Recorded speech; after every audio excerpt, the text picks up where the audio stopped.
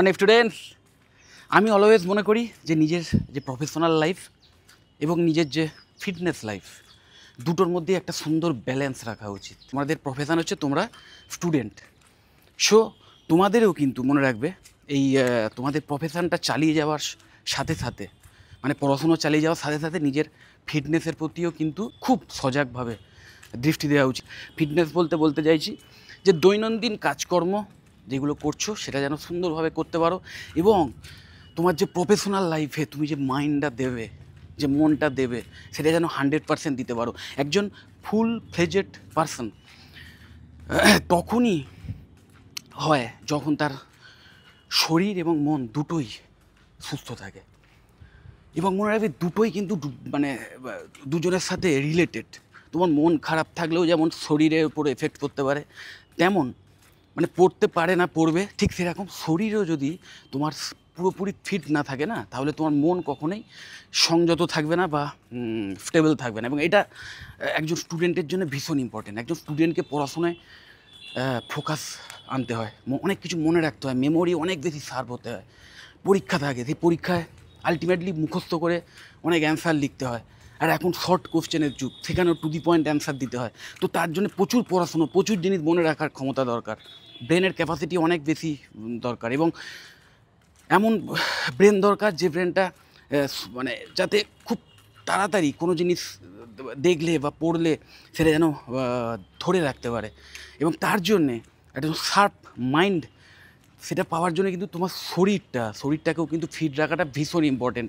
মনে রাখবে প্রত্যেক দিন অন্তত 1 ঘন্টা বার করো, যে টাইমটা অনলি ওয়ার্কআউটের পেছনে দেবে। এবং এই 1 ঘন্টার মধ্যে চেষ্টা করবে 8 ঘন্টা মিনিমাম একটা কার্ডিও, সেই কার্ডিওর পেছনে রাখা। সেই কার্ডিওটা কোনো জাস্ট ওয়াকিং হতে পারে, বা যদি সুইমিং পুল থাকে বা পুকুর থাকে আশপাশে, দেন সাঁতার হতে পারে। ওকে, 8 ঘন্টা একটা কার্ডিওর পেছনে রাখো, আর 8 ঘন্টা শরীরটাকে কোনো বডি ওয়েট ট্রেনিং হোক বা জিমে গিয়ে মানে কোনো ওয়েট তুলে ট্রেনিং হোক, মোট কথা ওয়েট ট্রেনিংয়ের পেছনে রাখো, মাসেলটাকে ট্রেন করো। এবং তার সাথে সাথে ওই কার্ডিও দুটোকে যদি প্রতিদিন করতে পারো, মানে ট্রেন করতে পারো, তাহলে কিন্তু তোমার শরীর সবসময় ফিট থাকবে। এখন মানে আমরা যা খাই না, আমাদের লাইফস্টাইলও এমনিতে সেডেন্ডারি হয়ে গেছে অনেকের, আর তার সাথে সাথে যেটা খাচ্ছি মোটামুটি সব কিছুই কিন্তু প্যাকেটজাত হয়ে গেছে। ইভেন মশলাপাতি থেকে শুরু করে চাল ডাল তেল নুন সবই কিন্তু প্লাস্টিকের প্যাকেটে আসছে। এবং যেটাকে তুমি মানে খুব ন্যাচারাল ফুড ভেবে খাচ্ছ, তার মধ্যেও বিভিন্ন রকম কেমিক্যালস আসছে। সেটা বিভিন্ন কীটনাশকের জন্য হতে পারে, বিভিন্ন সারের জন্য হতে পারে।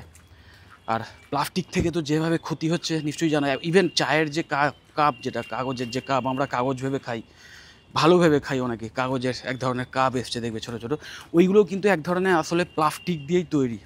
এবং ওই চাগুলো যখন তুমি খাচ্ছ তখন কিন্তু তোমার পেটের মধ্যে প্রচুর মাইক্রন মানে প্লাস্টিক ঢুকছে। এবং তার ফলে আমাদের শরীরে, মানে সোজা কথা, আমাদের শরীর কিন্তু কন্টিনিউ ফাইট করে যাচ্ছে এরকম একটা অ্যাডভার্স এনভায়রনমেন্টে বেঁচে থাকার জন্য, এবং যে কারণে রোগভোগ বাড়ছে। সো শরীরটাকে ভালো রাখার জন্য তোমাকে কিন্তু আলাদাভাবে এফর্ট দিতেই হবে। কেরিয়ারের জন্য যেরকম একটা আলাদা মাইন্ডসেট ঠিক করে ফোকাস করে, তার জন্য যেমন সময় বার করেছো, পড়াশোনা করছো ভালো রেজাল্টের জন্যে বা ভবিষ্যতে ভালো প্লেসমেন্ট পাওয়ার জন্য, যেমন ভালো কলেজে অ্যাডমিশান নিয়ে সেখানে নিজেকে তৈরি করছো, নিজের স্কিল সেট তৈরি করছো, ঠিক সেই রকম নিজের শরীরটাকে ফিট রাখাটাও কিন্তু প্রায়োরিটি দাও। কারণ ম্যাক্সিমাম ক্ষেত্রেই দেখা যায় না, অনেক স্টুডেন্ট, বিশেষ করে যাদের প্রচুর পড়াশোনা করতে হয় যে সমস্ত সাবজেক্টে,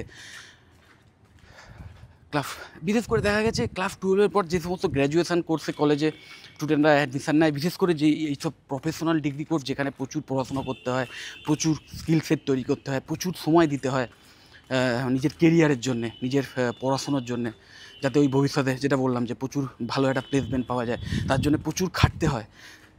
সেই সমস্ত স্টুডেন্টরা যারা বিশেষ করে সিরিয়াস, তারা না ওই ফিটনেসটাকে খুব ইগনোর করে, মানে সময় পায় না, অ্যাকচুয়ালি সময় পায় না। যে কারণে যখন কমপ্লিট করে বেরিয়ে আসে, মানে গ্র্যাজুয়েশান কমপ্লিট করে বেরিয়ে এসে হয়তো একটা ভালো চাকরি পেলো, কিন্তু ততদিনেই হয়তো তার স্বাস্থ্য অনেকটা ভেঙে যায়। অনেকেই এই কথাটা বলেছে যে কলেজে ঢোকার আগে অবধি দারুণ শরীর ছিল, দারুণ স্বাস্থ্য ছিল, কিন্তু কলেজে পড়াশোনা করার পর এত পড়াশোনা করতে হতো যে অন্য কোনো কাজ করার সময় পেতাম না। বেশি ঘোরাফেরা বা বেশি মানে বডি বেশি মুভমেন্ট হতো না, এবং ওয়ার্কআউট তো করার সময় পেতো না। তার ফলে হয়েছে কি, যখন মানে বেরোলো পাস করে এবং ভালো প্লেসমেন্ট পেলো, কিন্তু স্বাস্থ্য ভেঙে যায়, এবং তারপরে অনেকে সজাগ হয়ে আবার এই সমস্ত ফিটনেস রেজিম এগুলো ফলো করে আবার শরীরটাকে ঠিক করে। তো আমি তোমাদের বলবো যে সেই খারাপটুকু হতে দিও না। তোমরা যারা সময় পাচ্ছ না, সময় বার করো। ধরো তুমি যদি প্রতিদিন 6টায় ওঠা তোমার অভ্যাস থাকে, আরও 1 ঘন্টা পিছিয়ে দাও, 5টায় ওঠো। সময় বার করতে হবে, কারণ এটা তোমার শরীর, তোমার জীবন, তোমাকেই কিন্তু সুস্থ রাখতে হবে। ঠিক যেরকম তোমার পড়াশুনোটা তোমার হয়ে যেমন কেউ করে দিতে পারবে না, ঠিক সেরকম তোমাকেও কিন্তু তোমার শরীরের জন্য যে সমস্ত ফিটনেস রেজিমেগুলো ফলো করতে হবে, সেটা তুমি টাকা দিয়ে বা কাউকে ভালোবেসে বলেও তাকে দিয়ে করিয়ে নিতে পারবে না, তোমাকেই করতে হবে। তো তোমাকেই কিন্তু নিজের সময়টা বার করতে হবে। জিমে গিয়ে আবার আসতে একটা টাইম ওয়েস্টেজ হয়। সো আমি বলবো বাড়িতেই করতে পারো, যাদের বিশাল টাইমের প্রবলেম। বাড়িতে ফ্রি হ্যান্ড ওয়ার্কআউট প্রচুর আছে, সেইগুলো করতে পারো। ঘরে নিশ্চয়ই সিঁড়ি থাকে, সেই সিঁড়ি দিয়ে ওঠানামা করতে পারো 1/2 ঘন্টা গান শুনতে শুনতে, ওকে। বা যদি আশপাশে উঠোন থাকে, বাড়ির কাছে মাঠ থাকে, বাড়িতে ছাদ থাকে, সেইখানে 1/2 ঘন্টা হাঁটতে পারো, তাহলে তোমার কার্ডিও হয়ে গেল। তারপর ফ্রি হ্যান্ড হিসেবে যেটাকে স্কোয়াট বলে, ফ্রি স্কোয়াট বা ওঠবোস আমরা যেটাকে বলি, সেই ওঠবোস করতে পারো। একদিন ওঠবোস করলে রেস্ট নিয়ে নিয়ে, তারপরে আর একদিন পুশ আপ করলে, ওকে। তারপর আর একদিন ছোটো 2 কিলো ডাম্বেল রেখে সেটা দিয়ে পাঞ্চ প্র্যাকটিস করলে। তাহলে কী হলো, তোমার ব্যাক মাসেলের ওয়ার্কআউটও হয়ে গেল, লেগের ওয়ার্কআউটও হয়ে গেল, ইভেন তোমার চেস্টের ওয়ার্কআউটও হয়ে গেল। সব কিছুই কিন্তু বাড়িতে করা সম্ভব, এবং তার প্রচুর ভিডিওস নিশ্চয়ই তোমরা দেখেছো, ইউটিউবেই আছে। সামনে তো দুর্গাপুজো আসছে, দুর্গাপুজোর আগে অনেকে একটা টার্গেট নেয় যে শরীরটাকে একটু ফ্যাট ঝরিয়ে নেয়। মনে হয় আমাদের শরীরে না এক্সট্রা যে ফ্যাট, এটা হচ্ছে মেন শত্রু। এক্সট্রা যে ফ্যাট শরীরে আমাদের স্টোর হয় এই কারণেই, যাতে ভবিষ্যতে কোনো যখন খাবারের অভাব হবে, তখন যাতে সেই স্টোর যে ফ্যাট সেটাকে বার্ন করে সেখান থেকে ক্যালোরি তৈরি করা যায়। শরীর কিন্তু এই জন্যেই এটাকে তো মানে রেখেছি, ফ্যাট স্টোরেজের যে সিস্টেমটা। এবার সেই ফ্যাটটাই যখন ওভার হয়ে যায়, এক্সেসিভ হয়ে যায়, এবং ভিসেরাল ফ্যাট মানে আমাদের ভেতরে যে অর্গানগুলো আছে, লিভার এবং তার আশেপাশে যে অর্গান, সেই সমস্ত জায়গায় কিন্তু আস্তে আস্তে ফ্যাট জমতে শুরু করে, যেটাকে ভিসেরাল ফ্যাট বলে, যেটা কিন্তু ভীষণভাবে হানিকারক। যত রকম এই ডায়াবেটিস বলো, এবং তারপর থেকে যত রকম সিভিয়ার যে রোগগুলো হয়, স্ট্রোক, হার্ট অ্যাটাক, যেগুলো যেটা মানুষের প্রাণহানি পর্যন্ত হয়, সব কিন্তু এই ওভার ওয়েটের জন্য, ওভার যে এক্সেস ফ্যাট, স্টোরড ফ্যাট, তার জন্যে। সেইটাকে কিন্তু যত তাড়াতাড়ি না সম্ভব ঝরিয়ে ফেলার চেষ্টা করো আগে। যদি খুব বেশি ওভারওয়েট হও, শর্ট টার্ম গোল না, অ্যাটলিস্ট ভুঁড়িটা মাপতে পারো। ভুঁড়িটা একটা টেপ নিয়ে, মানে যেটা দিয়ে তোমাদের জামা কাপড়ের ফিতে হয়, যেগুলো মাপার যে ফিতে হয়, সেটা দিয়ে ভুঁড়ির সাইজ নিতে পারো। যে ধরো তোমার 36 সাইজ আছে, হাইট ওয়াইজ কত কোমর হওয়া উচিত দেখে নেবে। দেখে নিয়ে মোটামুটি অ্যাভারেজে আমাদের যে ইন্ডিয়ান হাইট, সেই হিসেবে আমাদের কোমর কিন্তু ওই 32-এর কাছাকাছি থাকার কাছে উচিত, 30 থেকে 32। তার বেশি যাওয়া মানেই কিন্তু আস্তে আস্তে প্রবলেমের দিকে যাচ্ছে, এবং 36 পেরিয়ে গেলেই কিন্তু গণ্ডগোল। যাদের হাইট অনেকটা বেশি তাদের একটু সেটা বাড়তে পারে, সেই ব্যাপারটা। যাই হোক, তো মোটামুটি অ্যাভারেজ ইন্ডিয়ানদের ওই যেটা বললাম 30 থেকে 32 কোমর সাইজ হওয়া উচিত, আইডিয়াল। 34 অবধি ঠিক আছে, তাও মানা যায়। 36 থেকে কিন্তু প্রবলেম শুরু হয়। তো সেই ব্যাপারটা কোমরটাকে মেপে যখনই দেখবে ওই 30-32-এর ওপরে উঠে যাচ্ছে, এক্সট্রা একটু পরিশ্রম করো। যত ক্যালোরি এক্সট্রা বার্ন করবে, তুমি যতটা খাচ্ছ সারাদিনে, সোজা হিসাব, ম্যাথসের হিসেব নিশ্চয়ই জানো, তুমি যতটা সারাদিনে খাচ্ছ, তার চেয়ে বেশি তোমাকে প্রতিদিন ঝরাতে হবে ক্যালোরি। যতটা ক্যালোরি খাচ্ছ তার চেয়ে বেশি ঝরাতে হবে, সোজা হিসাব। এইবার তুমি যদি বেশি ঝরানোর মধ্যে, মানে যত বেশি ঝরাতে হবে মানে কি, তুমি সারাদিনে যত কাজকর্ম করছো সেইগুলোর ক্যালোরি যেটা বার্ন হচ্ছে সেটা যুক্ত হবে। তার সাথে সাথে ঘুমের মধ্যে দিয়েও ক্যালোরি বার্ন হয়, সেটাও অ্যাড হবে। এবং তার সাথে সাথে তুমি যে ব্যায়াম করছো তার ক্যালোরিটা অ্যাড হবে। সব কিছু মিলিয়ে যেটা তুমি মানে সেদিনকে স্পেন্ড করছো, সেটা তোমার ক্যালোরি আউট। আর সারাদিনে যা যা খাচ্ছ সেটা তোমার ক্যালোরি ইন। এবার কতটা ক্যালোরি আউট হচ্ছে সেটা আইডিয়ালি মোটামুটি একটা স্ট্যান্ডার্ড হিউম্যান অ্যাডাল্ট যারা আছে, ছেলেদের ক্ষেত্রে মোটামুটি ধরে রাখো ওই 2200 ক্যালোরি মতো বার্ন হয়।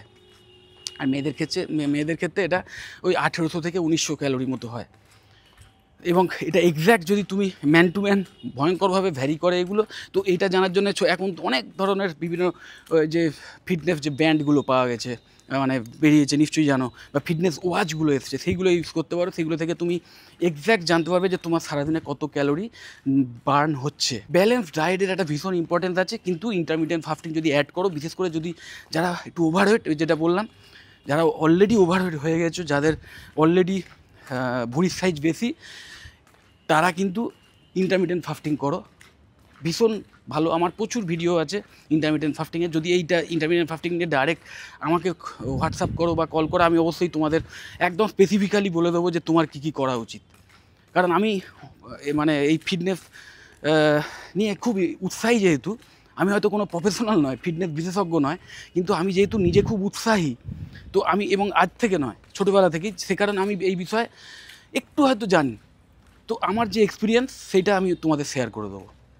তোমরা আমাকে প্রশ্ন করতে পারো বা আমাকে হোয়াটসঅ্যাপ করতে পারো, আমি অবশ্যই তোমাদের কী করে তোমরা একটা হেলদি লাইফস্টাইল লিড করতে পারো, অথবা যদি ওভারওয়েট হয়ে থাকো তাহলে সেই ওভারওয়েটটাকে কী করে তাড়াতাড়ি কমাতে পারো, আমি সেই নিয়ে তোমাদের অবশ্যই আমার যে এক্সপিরিয়েন্স সেটা তোমাদের শেয়ার করে দেবো। এবং আমার পার্সোনাল এমন তোমাদের কাস্টমাইজডভাবে বলে দেবো যে তোমরা সেটা যদি ফলো করতে পারো, আমি বলে দেবো, এবং সেটা কাজ করবে, কিন্তু মানে করার কথা যদি তুমি ঠিকভাবে পালন করো, তো অবশ্যই সেই সব বিষয়েও আমি তোমাদের হেল্প করে দেবো।